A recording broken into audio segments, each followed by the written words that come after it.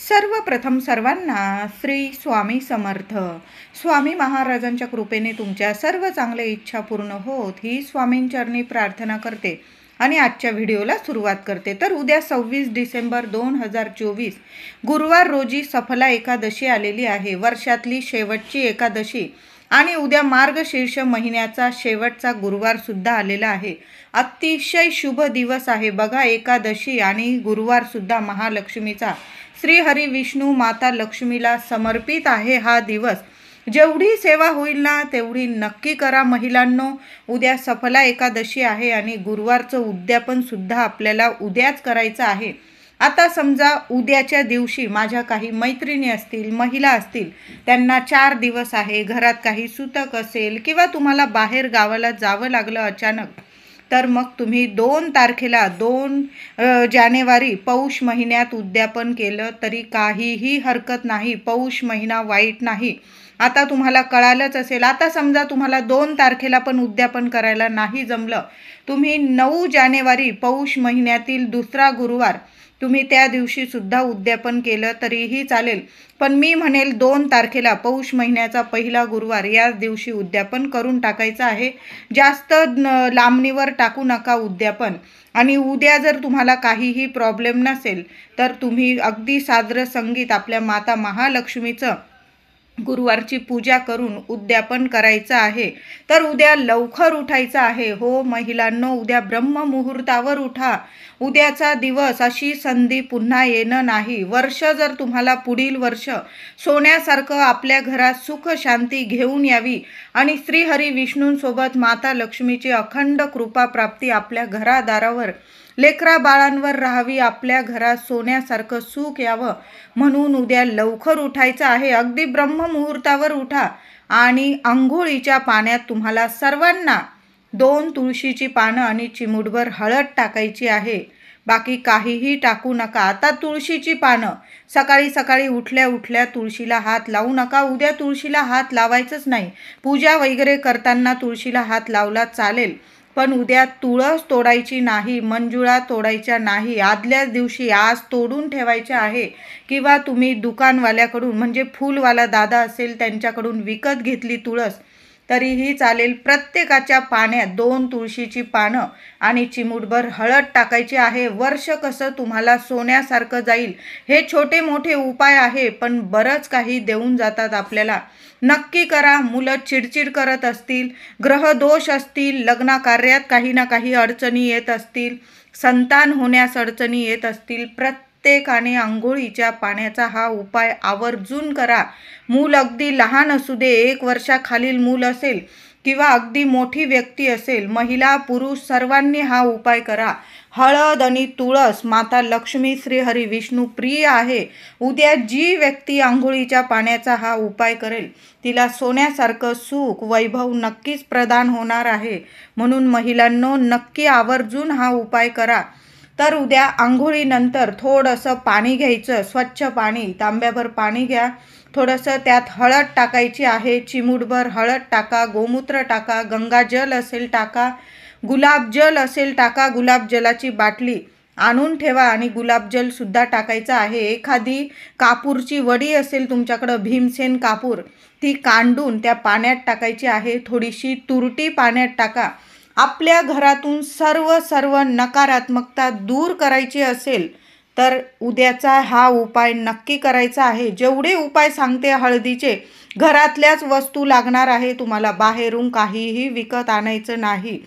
तर आपल्याला हे पाणी 4-5 वस्तू, हळद, गोमूत्र, गंगाजल, गुलाबजल, थोडासा भीमसेन कापूर आणि तुरटी तर हमखास प्रत्येकाच्या घरात. महिलांनो तुरटी कधीच संपू देऊ नका. घरातून नकारात्मकता दूर करत असते तुरटी. या सर्व वस्तू पाण्यात टाका आणि घराच्या कान्याकोपऱ्यात, अगदी तुमची बाल्कनी असेल तिथं सुद्धा हे पाणी शिंपडायचं आहे. अंगणात सुद्धा शिंपडून द्या. घरातला वास्तुदोष असेल उद्याच्या उद्या दूर होऊन जाईल. घरात काही किटकिट होत असेल, भांडणं होत असेल, पैसा टिकत नसेल, लक्ष्मी नाराज असेल तुमच्यावर, तर उद्या हे पाणी नक्की शिंपडा. बघा, लक्ष्मी धावत धावत तुमच्या घरात नक्कीच येईल. उद्या घर अगदी स्वच्छ ठेवायचं आहे. जरी गुरुवार आहे, झाडायचं पण आहे, घर पुसायचं पण आहे. सगळे कामं उद्या करायचेच आहे. असं नाही की गुरुवार आहे मग फरशी पुसू का, हे करू का, ते करू का. आपल्या माता लक्ष्मीचं स्वागत करण्यासाठीचाच उद्या दिवस आहे. लक्ष्मी नारायणाला समर्पित हा दिवस आहे.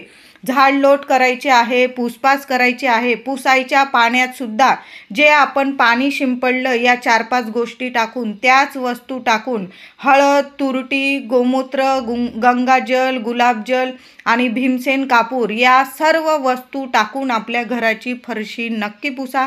मीठ नका टाकू तुम्ही, ह्या गोष्टी टाका आणि मग आपलं घर पुसायचं आहे. बघा, खूप छान अनुभव येईल. मुख्य दार सुद्धा छान सुशोभित करा. मुख्य दार पुसून घ्या. हळदी कुंकू ओलं करायचं आहे आणि मुख्य दारावर एक स्वस्तिक काढायचं आहे. एक स्वस्तिक आपली उत्तर भिंत असेल तिथं नक्की काढा.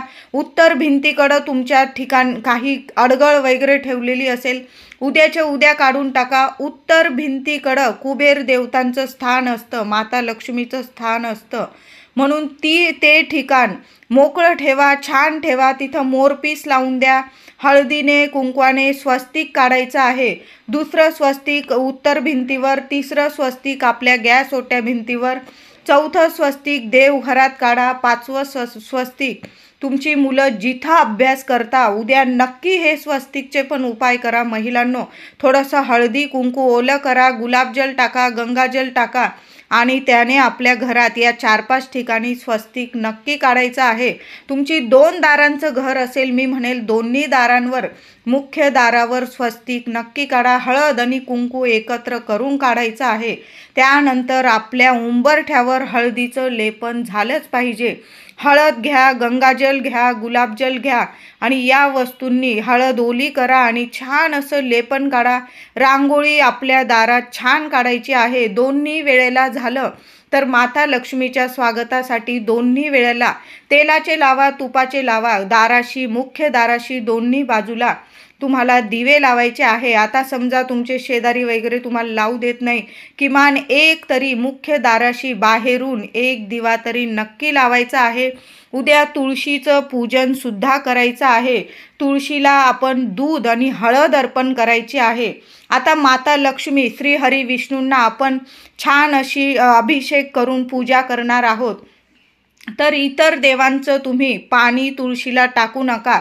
फक्त श्री हरी विष्णू माता लक्ष्मीला जे आपण अभिषेक करू, दूध काही स्वच्छ पाण्याने, ते पाणी तुम्ही तुळशीला टाकलं तरीही चालेल.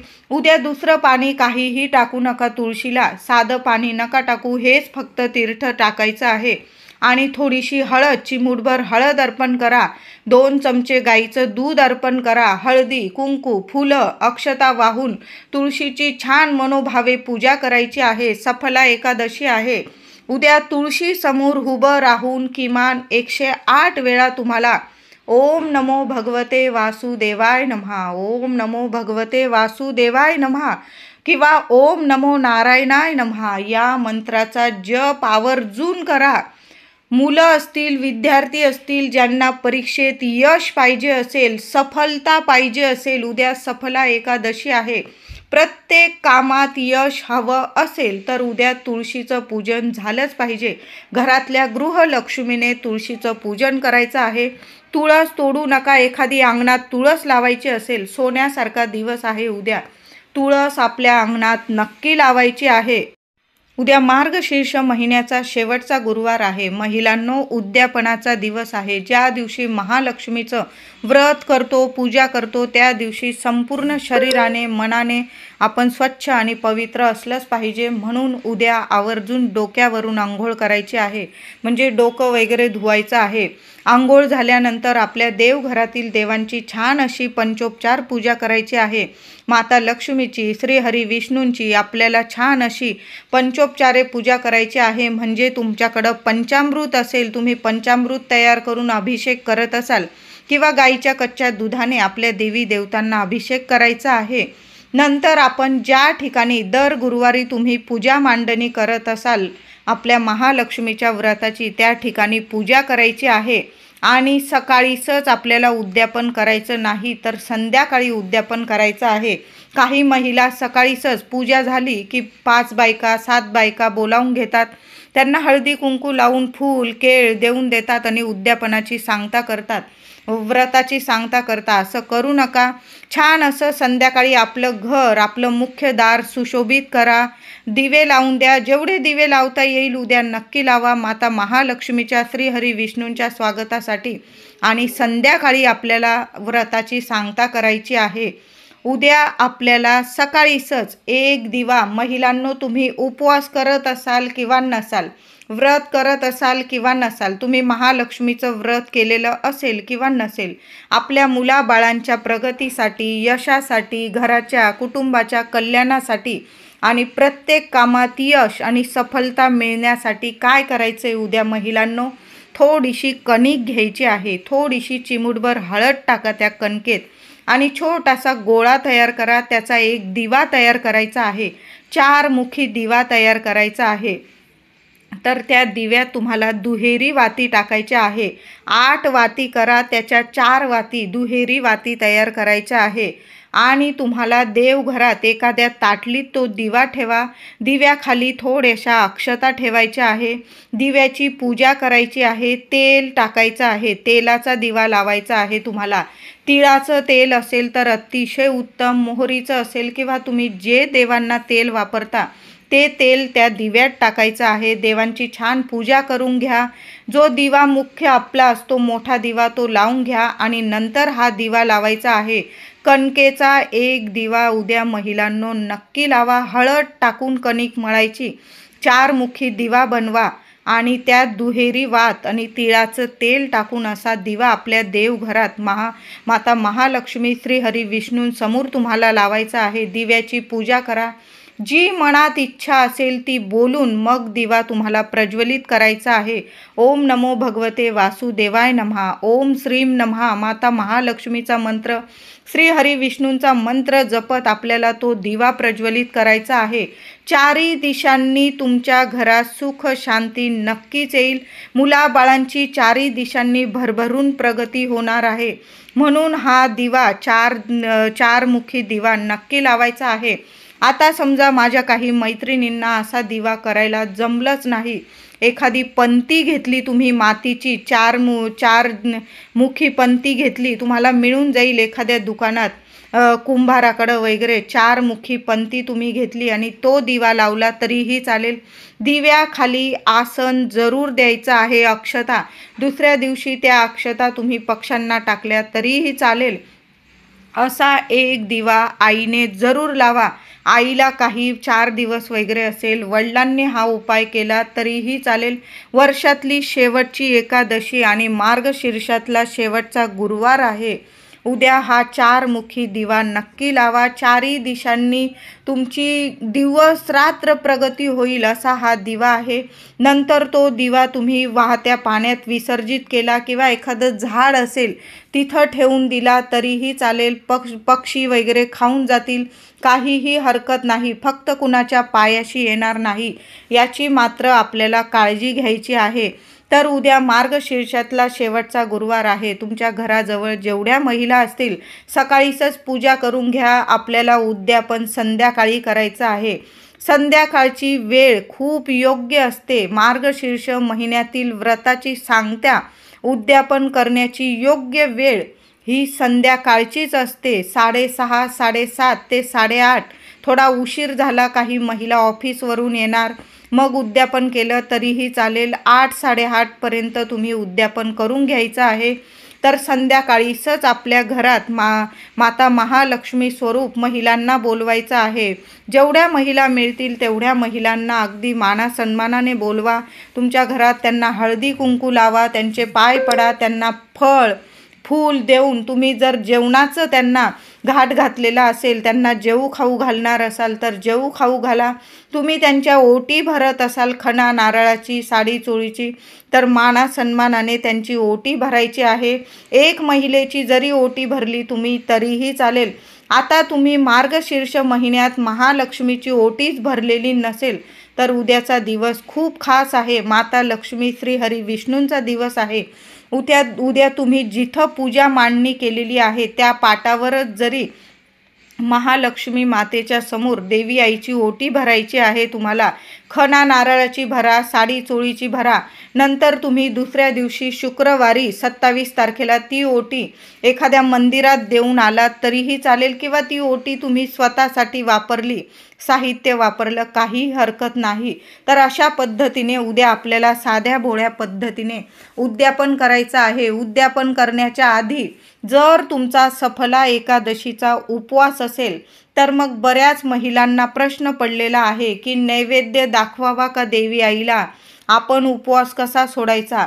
तर उद्या मार्गशीर्ष महिन्याचा गुरुवार आहे शेवटचा. दर गुरुवारी जशी पूजा मांडणी करतो, संध्याकाळी देवीला गोडाधोडाचा नैवेद्य दाखवतो, अगदी तशाच पद्धतीने उद्या उद्यापनाचा दिवससुद्धा साजरा करायचा आहे. पूजा मांडणी तशीच करायची. संध्याकाळी गोडधोड नैवेद्य तसाच दाखवायचा. गाईला घाससुद्धा तसाच काढायचा आहे.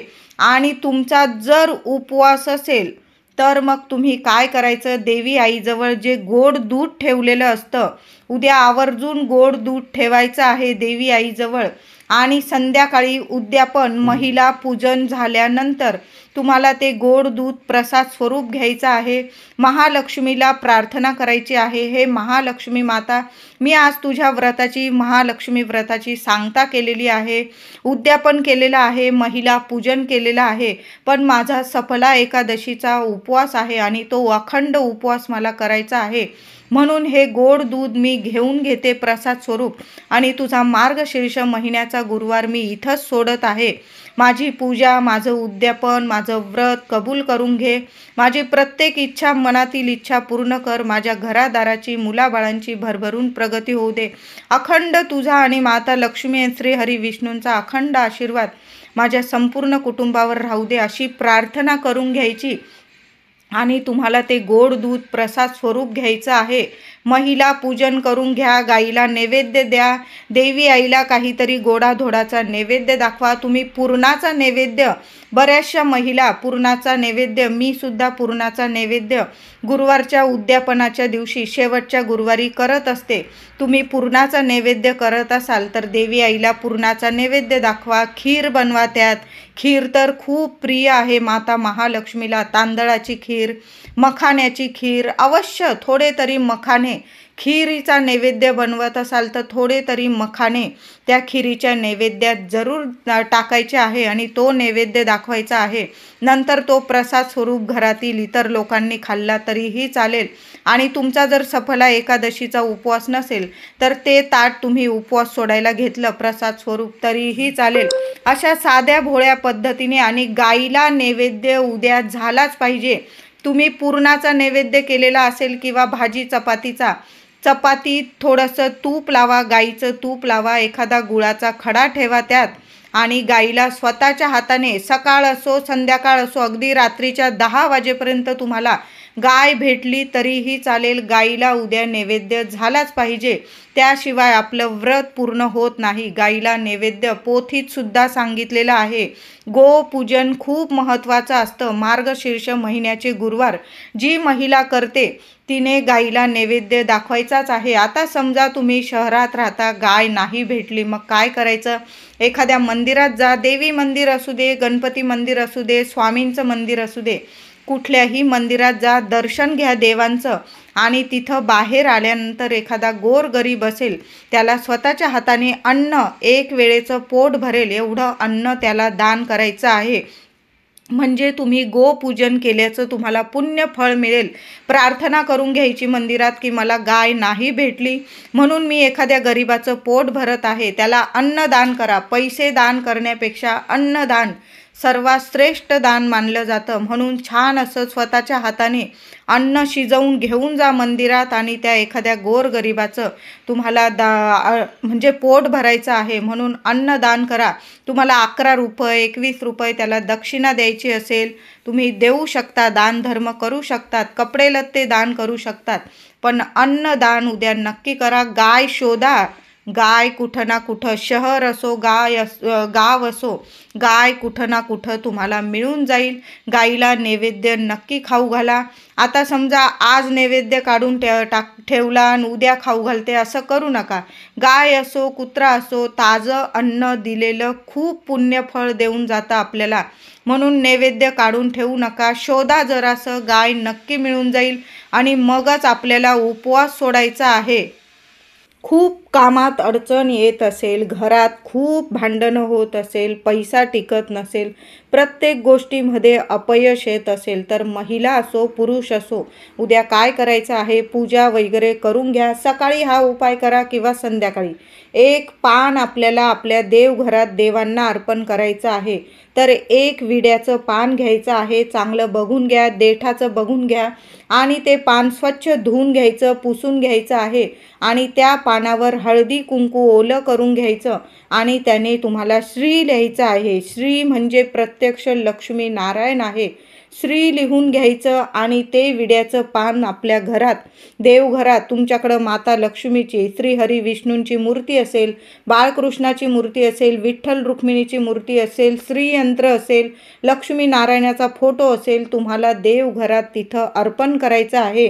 पान अर्पण करताना तुम्हाला तुमच्या मनातील इच्छा बोलून घ्यायची आहे. त्या पानाला हळदी कुंकू फुलं अक्षता वाहून प्रत्येक इच्छा पूर्ण होण्यासाठी प्रार्थना करायची आहे लक्ष्मी नारायणाकडं. 24 तासाच्या आत तुमची प्रत्येक इच्छा पूर्ण होणार आहे. म्हणून एक विड्याचं पान उद्या आपल्या देवघरात नक्की ठेवा. दुसऱ्या दिवशी ते पान उचलून घ्यायचं आहे आणि त्यावर हळदी कुंकू अक्षता असेल ते निर्माल्यात टाका आणि ते श्री लिहिलेलं पान उचलून घ्या आणि आपल्या तिजोरीत ठेवायचं आहे. पान जरी सुकलेलं राहिलं तरी ते कधीच खराब होणार नाही. वर्षभर ते पान तुमच्या तिजोरीत ठेवलं. आता तुम्हाला नसेल ठेवायचं, तुम्ही वाहत्या पाण्यात, तुमचा उपाय होऊन गेलेली आहे, तुमची सेवा झालेली आहे. माता लक्ष्मीच्या चरणी, श्रीहरी विष्णूंच्या चरणी तुमची सेवा पोहोचलेली आहे, तुमची प्रार्थना पोहोचलेली आहे आणि तुमची प्रत्येक इच्छा नक्कीच पूर्ण होणार आहे. मग नंतर ते पान तुम्ही वाहत्या पाण्यात सोडलं किंवा तुम्हाला सांभाळून ठेवायचं असेल तिजोरीत तरीही चालेल. पुढील वर्षी सफला एकादशीला असाच उपाय करून जुनं पान पाण्यात विसर्जित करायचं आणि नवीन पान आपल्या तिजोरीत ठेवायचं. खूप सुंदर अनुभव देणारा हा उपाय आहे. फक्त एक विड्याचं पान पाहिजे आहे तुम्हाला. आता समजा खूप शत्रुपीडा आहे, खूप त्रास देत आहे, शेजार पाजारचे असो, ऑफिसमधले असो, कुठलेही तुम्हाला त्रास देत आहे, विनाकारण त्रास देत आहे, तर काय करायचं? घराला नजरबाधा होत असेल, महिलांनो तुम्हाला वाटत असेल की आपल्या घराला खूप नजरबाधा होत आहे, तर उद्याचा दिवस खूप खास आहे. 4 पंत्या घ्या, मातीच्या किंवा काचेचे भांडे असेल छोटे छोटे, त्यात तुम्हाला एक एक भीमसेन कापराचा तुकडा, एक एक तुरटीचा खडा, तुरटी घेऊन या घरात, तुरटीचा एक एक खडा, भीमसेन कापराचा खडा ठेवून द्यायचा. घराच्या 4ही कोपऱ्यांना त्या वाट्या ठेवून द्यायच्या आहे. आठवड्याभराने किंवा महिनाभराने तो कापूर उडून जाईल. तुरटी पण थोडीशी म्हणजे उडून गेली किंवा संपून गेली काही हरकत नाही. पुन्हा ते भांडं धुवून घ्यायचं, पुन्हा नवीन हाच उपाय करायचा. दर महिन्याला 15 दिवसातून हा उपाय करा. कधीच तुमच्या घराला, दाराला, मुलाबाळांना, लेकराबाळांना कधीच दृष्ट लागणार नाही. घरादाराची भरभरून प्रगती होईल. तर उद्यापन कसं करायचं, उपवास कसा सोडायचा, संपूर्ण माहिती मी तुम्हाला सांगितली आहे. महिलांनो, मार्गशीर्ष महिन्याचा शेवटचा गुरुवार आणि सफला एकादशी, आपल्या घरात देवी आईची आपण कापूर आरती तर करतोच. उद्या आवर्जून भीमसेन कापूर आणि भीमसेन कापराबरोबर लवंग जाळायचे आहे तुम्हाला. 5 लवंगा घ्यायच्या आणि एक एक करून माता लक्ष्मी समोर आपल्याला जाळायचं आहे. शेवटी ते भांडं आपल्या मुख्य उंबरठ्या बाहेर किंवा मध्ये जरी उंबरठ्याच्या बाहेर किंवा मध्ये जरी ठेवलं तरीही चालेल किंवा तुम्ही उंबरठ्यावर ठेवलं तरीही चालेल. खूप सुंदर अनुभव देईल. नकारात्मकता असेल, अलक्ष्मी असेल, दुःख असेल, दारिद्र्य असेल, अडीअडचणी असेल संपूर्ण नष्ट होतील, शत्रू पीडा तिथंच संपून जाईल, गुडघे टेकतील तुमच्या समोर तुमचे शत्रू असतील. खूप सुंदर अनुभव आहे. उद्या तुम्हाला जर लवंग अर्पण करायचे असेल माता लक्ष्मीला, तुम्ही 11 लवंग घ्या, हातात घ्यायच्या त्या लवंग, एक लवंग हातात घ्यायची, महालक्ष्मी अष्टकाचा पाठ बोलत तुम्हाला एक लवंग माता लक्ष्मीला अर्पण करायची. दुसऱ्या दिवशी त्या लवंगा आपल्या लाल कपड्यात बांधून तिजोरीत ठेवा, वर्षभर राहू द्या. धनधान्य पैसा कशाला कमी पडणार नाही. उद्या व्यंकटेश स्तोत्र, श्री हरी विष्णूंचं नक्की स्वतः पठण करा, विष्णू सहस्त्र नामावली पठण करा. उद्या झालंच तर श्री हरी विष्णूंना 1001 तुळशीपत्र नक्की अर्पण करा. नसतील एवढं 1 तुळशीपत्र अर्पण केलं तरीही चालेल. व्हिडिओ आवडला असेल लाईक करा, शेअर करा, चॅनलला कृपया सबस्क्राईब करा. धन्यवाद.